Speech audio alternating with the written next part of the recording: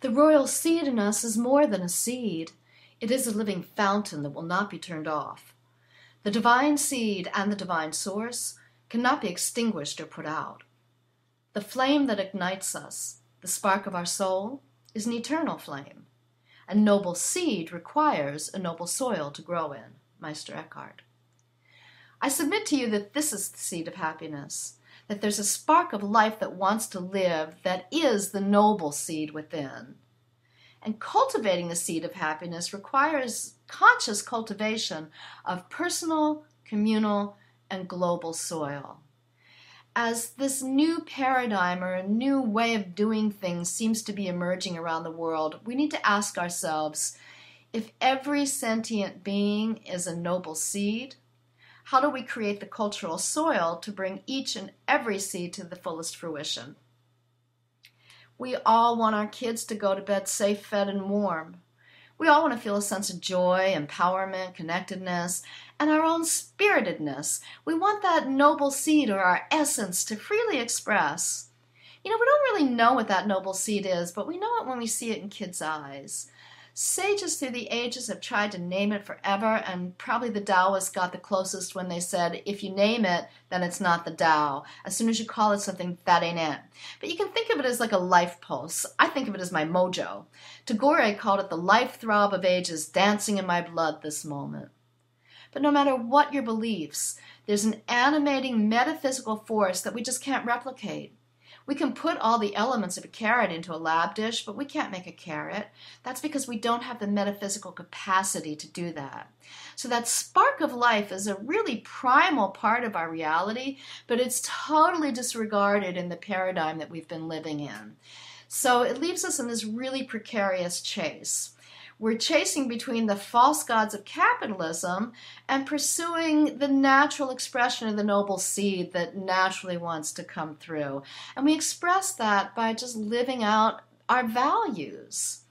Religions have tried to crack at this and find answers for a very long time, but they're in a very precarious balance too, because the old paradigm is really out of sync with the best teachings of religion, and it's not aligned with the human spirit.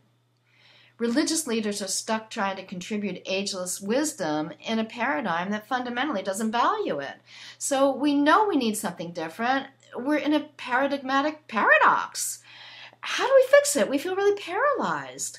Well, Einstein told us you can't solve problems by using the same kind of thinking we use to create them. So that tells us we can't make enough laws, hire enough police, sign enough petitions, or print enough money to fix things. We can't keep voting between the left and the right of the same old box and think anything's going to change. What's up is to co-create a paradigm that is noble seed-centric. We need a new paradigm, a new ontology, a new ground of being. This is not about utopia versus dystopia. And this is not about moving from the old money makes the world go around consciousness to a little kinder, gentler, more balanced version of that old paradigm. This is about putting a stake in the ground for the human spirit. This is about co-creating a new paradigm that fundamentally values the noble seed that is unique in each of us and common to all. We have the opportunity to consciously evolve in a way we never could before. And the opportunity is to move out of the old profit at any cost ontology and into a greatest good ontology. And the ontological leap is that happiness and other values become our common denominators now. We see happiness as a ground of mutuality. We know that individual and group happiness are interdependent. And so we have to now fully account for the fact that we are all interdependently co-arising. But the problem is that this commons of happiness is invisible. So as a way of looking at this invisible soil where the noble seed germinates, I offer this model I call Essential Commons. There's a full essay in Cosmos Journal online in February 2014. But the Essential Commons boils down to the universal commons, the spiritual commons, and the civil commons. And I want to focus most on the civil commons because the civic space is where we manage who we have to be in order to do what we want to do. And the civic space is where we encounter that gap, where we live in that gap between the old paradigm and the emerging new paradigm. The old paradigm civics are growth-driven, and new paradigm civics are values-driven. So the civic space is where we express values in the decisions we make and in the actions we take.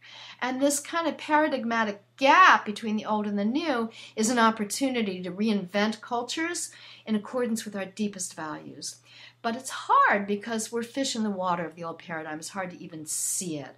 So I invite you to participate in this process called love, because love is always the answer. And the idea is to do it deal with today's problems without getting stranded in the old paradigm. And love stands for look, own, value, evolve. So start with look at what is it that bothers you? The environment, poverty, violence, kids, whatever issue jumps out at you, then own it. How does it directly impact you and indirectly impact you? How does it impact your life? How does it touch you? And then move into the values. What matters most about this? When you dig deep, what really matters? What do you value? What's the value shift? Values are the mechanics and the building blocks of cultural shifts. So this is really the transformational step. And you got to look at what's the deep trigger here. And then evolve the issue. It can be as simple as saying a prayer. Definitely change the stories you tell. Speak or don't speak.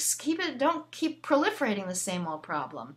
And evolve it by taking personal responsibility for cultivating your own noble seed of happiness. The way to do that is to be a diva for your values, keep your inner fire stoked, and love the world we're in.